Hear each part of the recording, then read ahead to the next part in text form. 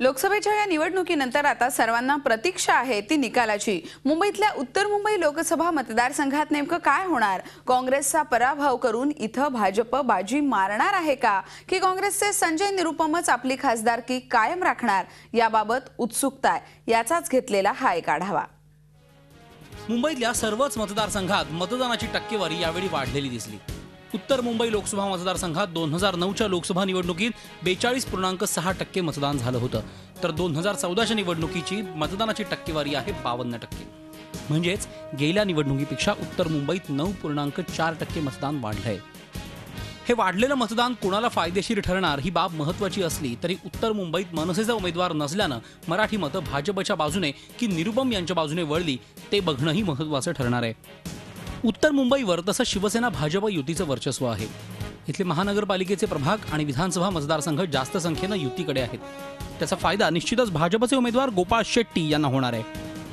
2009च्या निवडणुकीत उत्तर मुंबई मतदारसंघात मनसेचे उमेदवार शिरीष पारकर यांना 1,47,502 मतं मिळाली होती, तर काँग्रेसचे संजय निरुपम यांना 2,55,157 आणि भाजपचे राम नाईक यांना 2,49,378 मतं मिळाली होती।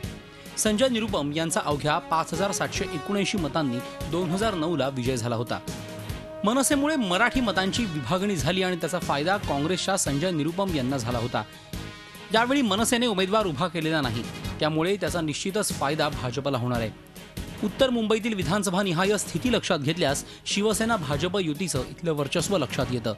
6 विधानसभा मतदारसंघांपैकी 3वर शिवसेना भाजपचं वर्चस्व आहे, तर 2 काँग्रेसकडे आहेत। याचा फायदा निश्चितच भाजपला होणार आहे। बोरिवली विधानसभा मतदारसंघात 2009च्या तुलनेत 48,000पेक्षा जास्त मतदान वाढलंय। हा मतदारसंघ भाजपच्या गोपाळ शेट्टी यांच्या ताब्यात आहे। दहिसर विधानसभा मतदारसंघ शिवसेनेचा बालेकिल्ला असून विनोद घोसाळकर इथले आमदार आहेत। या ठिकाणी गेल्या वेळेपेक्षा 20,000पेक्षा जास्त मतदान झालं आहे।